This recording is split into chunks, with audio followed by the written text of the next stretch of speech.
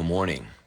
Welcome to the Paradigm Shift, episode 126. I say good morning because I'm in Los Angeles, Beverly Hills, and it's 7:30 here. Typically, it would be 10:30 for me. The irony is I believe I'm on the West Coast and Big Dave is on the East Coast, which is kind of cool and fun. Big Greg, I see you, brother. We're going to bring you on in less than five. We're going to bring on Big Dave real quick, and then we're going to get this party started. Kelly Siegel in the house. Great to see you. Where is Big Dave?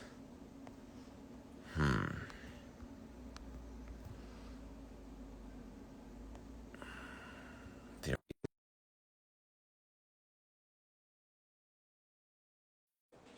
Big Dave, I see you. You sex kitten.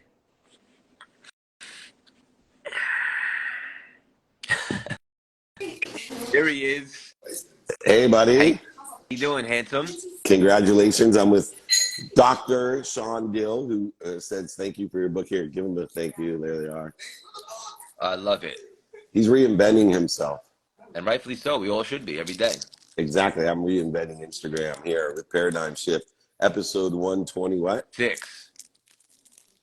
Awesome. This is legendary. Wait, so I'm in LA and you're in New York? No, I'm in the Ozarks. Oh. You ever see the TV show? Yeah, I'm familiar, but I never really watched it. They're filming in Alabama, so it doesn't look like this. There's about to be a hurricane here, supposedly, Dave. Yeah, there's going to be a hurricane tomorrow. That's why we left. Am I going to be able to fly home or probably not? Yeah, because it's east of LAX. They're going to hit east of LAX. So I'll be able to fly home tomorrow night on a red eye. Yeah. Okay. Yeah. Thank you. Yeah. I'm going to be flying in. So good to see you. Great to see you. Congratulations once again. What do you got for me? How was the dinner with Dispenza? Oh, my God. You were the missing link, but we had Chicharito, Joe Dispenza, Major, Chad, San Chigrin. He's amazing. Dr. Kim Boo. We had a packed house, so a little bit oversold. People were clicking on the link on the last day there, and but besides not having enough seats for everyone, it was amazing. That's a great problem to have. I saw Joe was here last night. Told me he said it was pretty cool. Oh yeah, I forgot that he was coming up there. Yeah, he almost didn't make it because he was he was the last ad as well. He came up from LA to Santa Barbara. Yeah. Okay, I got a juicy one for you, and then we're gonna bring on Big Greg. You ready for me? I'm ready for you, man.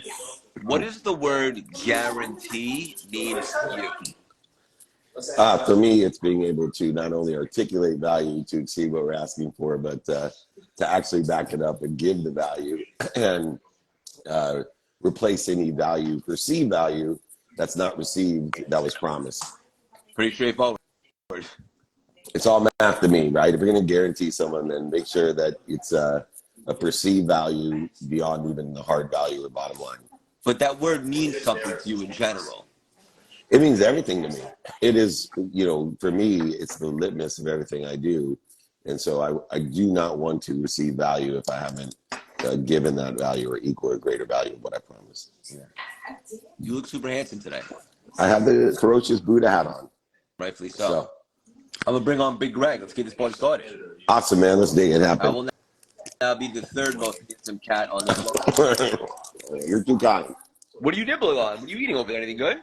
A protein bar. So I got a little late start here today. I had a show at 7. There he is. What's up, fellas? Good morning. Good morning. The man. How are you? I'm well, man.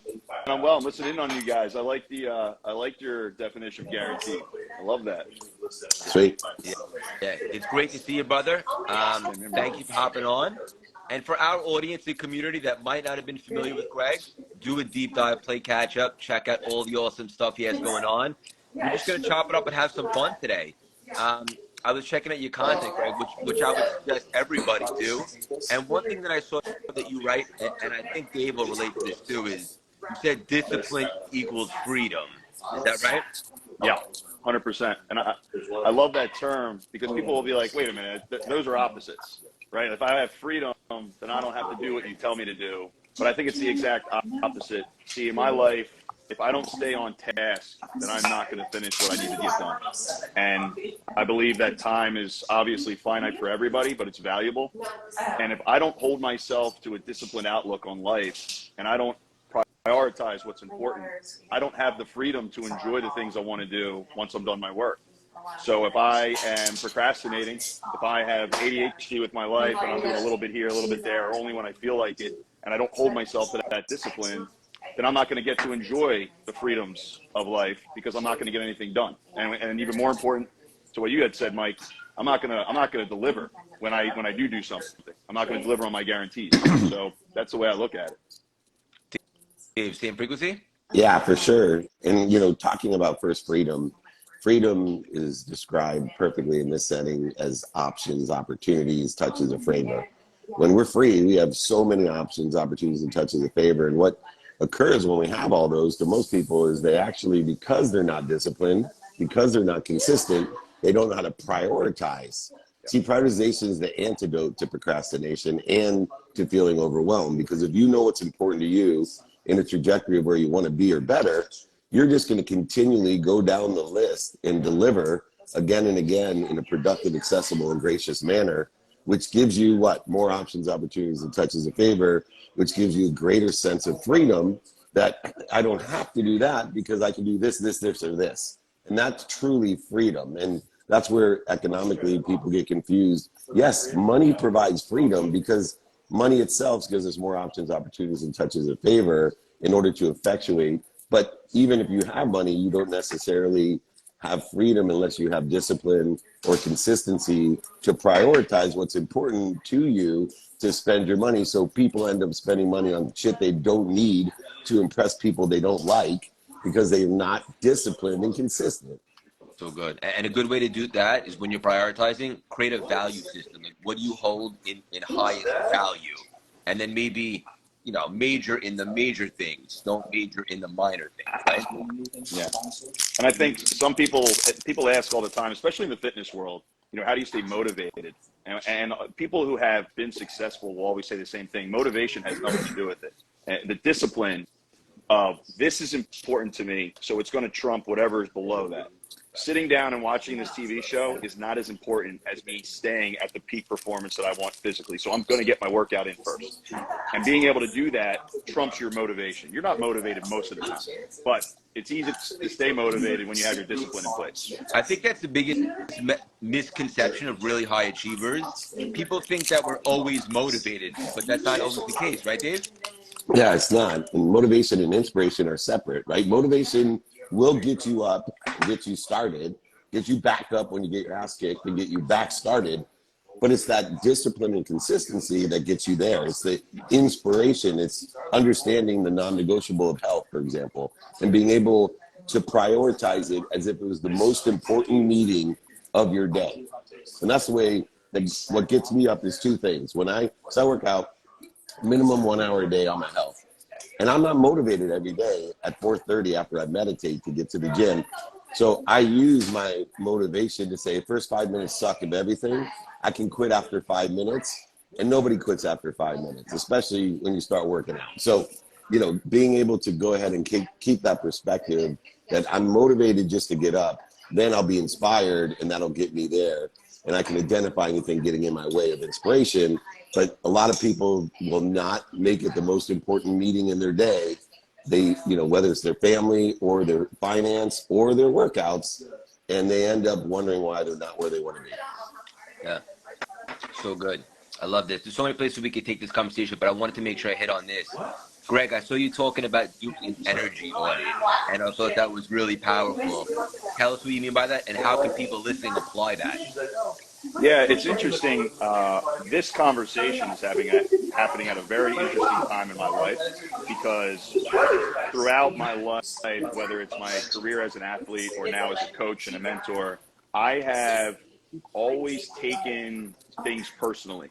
And I am not good at surface level bullshit relationships. I will either do anything for you, or you're just an acquaintance and we meet whenever we see each other. A lot of people have this middle gray area of friends that it's all transactional relationships. And I'm not good at those, where I play for you as a player and you're my teammate and you need me to perform, so we're friends. And then when I retire or we're not on the same team anymore, I never hear from you again for any reason. And I used to take those things personally, and they start eating at you because you're not good at transactional relationships. You believe in real ones. So I'm starting to understand now, like, energy audit means I have a finite amount of energy in my life, right? I have a hard drive. I don't have time to spend any of it on negative shit. So I'm going to cut that out. I'm going to delete that, open up my iCloud so that I have more energy and more time for positive relationships. So if I only have 3 friends on earth, those 3 friends are getting everything from me. And I'm always positive because it goes both ways, rather than constantly reaching out to people who don't really care about you. And that's my energy audit. And right now in my life, I'm transitioning into that, and it's made a massive difference in the way I look at life. I love that. I'm also relentless about that. How about you, Dave? Yeah, well, I was much older than you when I came to this epiphany about energy in itself, and really understanding the idea of, instead of getting more friends, more money, more health, more wealth, more worthiness, I am already, right? I am happy, healthy, wealthy, worthy. What am I doing to interfere with it? And one of the biggest things I was doing to interfere with it is this, for me, great chain of feeding. I was allowing people who are not relative to what's important to me bleed me. And it was that simple. And so I combined this spectrum of, okay, this guy feeds me. He's not a transactional relationship. He's there when I need him. He's feeding me. And I'm going to feed him according to relativity. And I will allow people, like my mom, to bleed me some because she's so relative, right? I just want to limit the amount my mom bleeds me and figure out ways that I can go ahead and get off the phone, or make sure that that negative energy that the people who care most about us sometimes will give us, because they're too afraid for us than we are for ourselves. And it's a little bit bleeding energy wise. Yeah. So in this spectrum, it's the bleeding and feeding combined with the relativity. And it's changed my life. I had to fire 3 friends, Greg, when I hit my rock bottom. 3 friends from my life that I'd known forever. And I just felt, because I knew them forever, that it was okay that they could constantly bled me. And it was an amazing, uplifting experience, how much energy I had to put towards good causes and good people. Do you still have them in your life, Dave, or no? No, my wife made me fire them, and she's the one that set me on the right perspective. Not allowed to talk to them, email. I just went to each of them and said, this is about me, not about you. I love you guys, but I can't be around you anymore. That was it. Greg, that's relatable to you too? Yeah, I think for me, it's interesting. I always look at lacrosse as a abusive relationship for me. The game of lacrosse has given me everything I have in life, but at the same time, the sport of lacrosse and the business of lacrosse has hemorrhaged my positive attitude. It's constantly turning on me, whether it's people that I used to play for or play with, or, news writers or whatever in the sport that are always attacking what I do. And I just realized, like, you know what, man, like, I don't need this many friends. You don't have to agree with me unless you affect, my family or my wallet directly. I don't really care anymore. And the people that are true, the people, like we said, that it's a relationship that goes back and forth, and I'm getting positivity from it. I'm here for you at all time. My door is always open. If it's not, and you're just a guy on Twitter that played lacrosse at some point, I don't give a shit anymore. And, that's the way I'm going to look at things. You know why? I think the biggest thing for me was there's a ripple effect and there's collateral damage when you are not 100% up here, when you have a family. And I have a 6-year-old son, and I have a kid who's about to be 2. And for me, I don't want my ripple effect of me dealing with negative people to affect them and the environment they're growing up in. So that's been the kind of the catalyst for me on that. Yeah, beautifully said. Yeah. Yeah, with 4 older children, it's even more important, because they'll start replicating your energy, and what you put positive energy towards. It's actually that energetic and genetic inheritance that you give them. And a lot of parents, they get the genetic side, like your kids are going to be great athletes, Greg. Mine knew they would be great students, but it was the energetic difference that allowed them to inherit by acting in a certain way, utilizing strategies with values, practices, and execution in my life. Where does Paul Rabel fall onto your bleeding chart? Paul Rabel and I have a very good relationship. I played with Paul. I sweated and I bled with Paul, and maybe sometimes I get on his nerves because I try to help too much. But he is Paul's always open to information, and he reaches out when he needs it. So yeah, Paul's definitely in the circle of people that I keep tight. So that's yeah, me too. He's one of my feeders, and he's a great inspiration and friend. Yeah. So it's amazing. I love it. One final nugget, and we'll land the plane. Greg, give us one really cool, tangible gratitude practice someone could apply immediately. So every night when I go, like everyone has their versions of meditation, right? And for me, it's always an hour and a half of stretching before I go to bed. And, I've tried journaling. I've tried different things. When I'm stretching and I'm getting that relief and that relaxation, I sit there and I start micro and I work my way out macro. So it starts with, how lucky am I to be in this room right now, that I can do this? How lucky am I that I live in this town that I love so much? How lucky am I that I have 2 healthy boys and a wife that loves me? How lucky am I that I'm just a kid from Delaware County, Pennsylvania, and I live in Westchester, New York, and I had a successful career? And it just keeps radiating a lot. And then I go to bed and I sleep like a baby. And I think a lot of people, their gratitude starts in the morning, and I love that for them. For me, my angry workout starts in the morning, and then at night I go to bed and rest healthy with the gratitude while I meditate and stretch. Now that's a paradigm shift, right, Dave? It is the paradigm shift, right? I am healthy, happy, wealthy, and worthy. What am I doing to interfere with it? And when we're grateful, we start bringing more of what we want into our lives. I always tell people, fastest, easiest, least expensive way to change your life, impact yourself exponentially, is to say thank you before you go to bed and when you wake up. Simply, so many people, but I will tell you the lesson that I've learned in gratitude practices, and there's a million different ones, but all of the great thought leaders in the world have one, is simply the simple things to do are unfortunately simple not to do. And that's why so many people forget to say thank you and forget to look at what they're so grateful for, their health, their family, all the simple things. So remember, incorporate whatever your gratitude practice is. The simple things to do are unfortunately simple not to do. So raise awareness to the simple things, and you'll get that exponentiality of outcomes that gratitude provides. Greg, man, we got to hook up when I'm in New York. Absolutely, you're amazing, man. Congratulations. Yeah, I appreciate you guys a lot. Yeah, thank you both for hopping on today, Saturday morning, a little bit earlier than usual. Over here for me on the West Coast, but I love you both, guys. Keep on crushing. Let's have an awesome weekend. Yeah. All right, love you guys. Congratulations. Bye, guys. Craig, Craig, congrats on your book, man. Go buy The Reinvention. Do it, man. I miss you there. Keep LA. Love you. Love Bye, you. guys. Bye. See ya. So much fun, guys. We're in LA right now, Beverly Hills. We have our live event, CLS LA, this afternoon. I'm super pumped about. We have amazing humans here. If you're in the LA area, hit me up. We also have a book signing tomorrow at the Grove at 2 p.m. We're super pumped about. Just all good things. The Reinvention Formula is out now. Anywhere you buy books, Amazon, Barnes & Noble, Target, please enjoy. The feedback has been off the charts. It's very digestible, very strategy rich, and some great stories. And thank you, Greg and Big Dave, for hopping on. Cam, love you. And just looking forward to having an unbelievable weekend, guys. Beverly Hills, baby. This place is nice. I can get used to it.